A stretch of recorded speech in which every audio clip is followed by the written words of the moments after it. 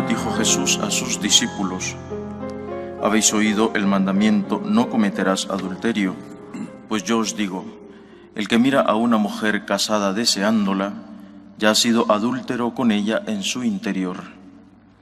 Si tu ojo derecho te hace caer, sácatelo y tíralo. Más te vale perder un miembro que ser echado entero en el infierno. Si tu mano derecha te hace caer, córtatela y tírala, porque más te vale perder un miembro que ir a parar entero al infierno. Está mandado: el que se divorcie de su mujer, que le dé acta de repudio. Pues yo os digo, el que se divorcie de su mujer, excepto en caso de impureza, la induce al adulterio, y el que se case con la divorciada comete adulterio. Palabra del Señor. El Evangelio que acabamos de escuchar afronta una de las grandes cuestiones que se están debatiendo en nuestra época. ¿Pueden o no comulgar los divorciados vueltos a casar que no han conseguido previamente la nulidad matrimonial y que por lo tanto no se han casado por la Iglesia? La presión que sufrimos, la presión del ambiente a favor del divorcio, la legitimidad católica del divorcio es enorme. Hay que decir que esa presión no es nueva.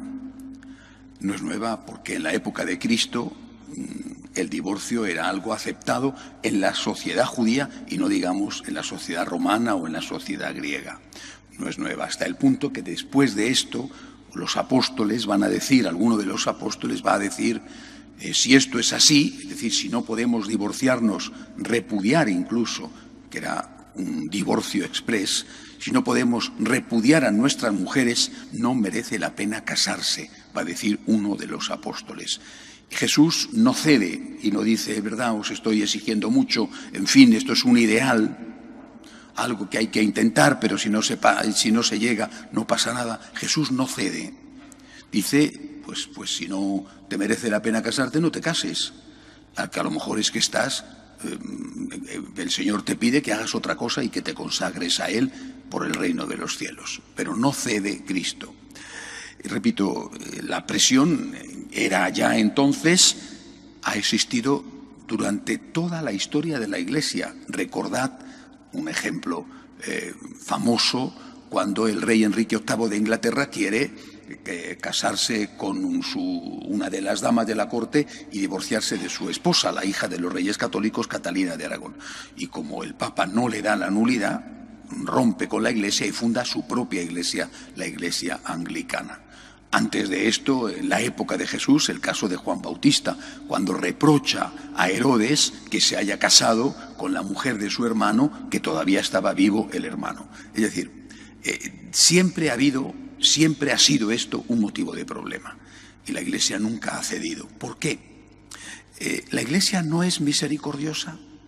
La Iglesia no es madre.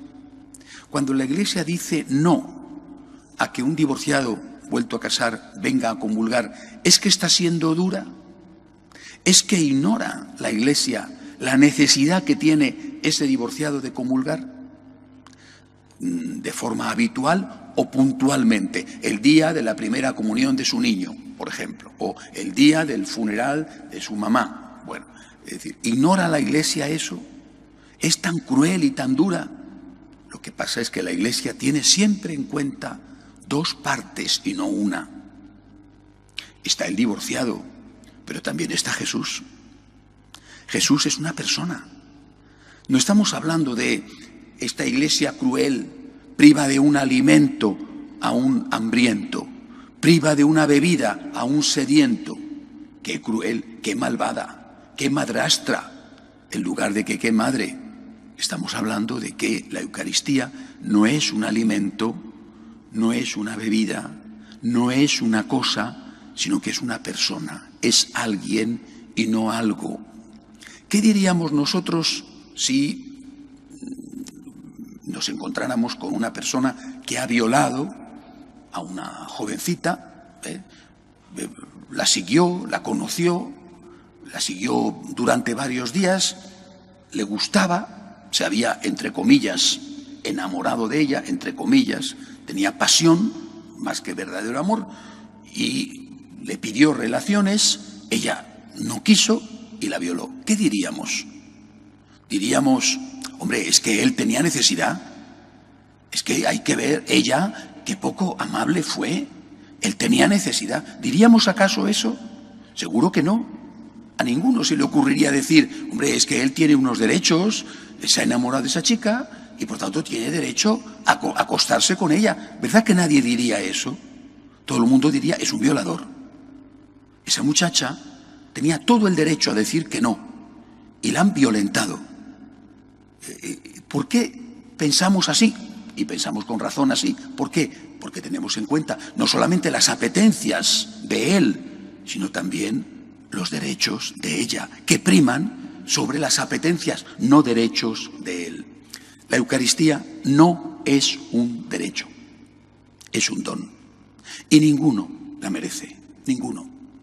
Por eso cuando vamos a comulgar decimos, no soy digno de que entres en mi casa. Y lo decimos todos. No lo dicen solamente los que están en pecado mortal. Todos decimos, no soy digno de que entres en mi casa.